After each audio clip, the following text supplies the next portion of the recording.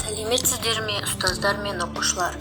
Өнер ұлттың асыл қазынасы атты өркениет өнер әдістемелік бірлестігінің 10 күндігін бастаймыз.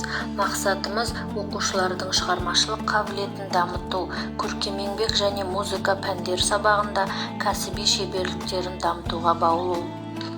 Өнер бірлестігінің 10 күндігі барша табиғат тіршілігі оянып, құлпыратын көктем мезгілімен бірге келді. Наурыз айында күн жылынып, өлкемізге құстар ұшып келе бастайды. Күн мен түн теңелетін ұлыстың ұлы күні наурыз мейрамымен тұспа-тұс келген 10 күндігімізді ашық деп жариялаймыз. Мемлекетіміздің алдында білімді де іскер, ғылым білімге, өнерге қабілеті бар, заман талабына сай жастарды тәрбиелеу мәселесі тұр. Қазіргі таңда өнер бірлестігінің жұмысы жоғары деңгейіне қол жеткізу үшін бейнелеу өнері, музыка, графикалық жобалау пәндерінде технологиялық білім беруді дамытуда айқындалған жалпы мектепішілік тенденцияларға барынша сүйенген жөн.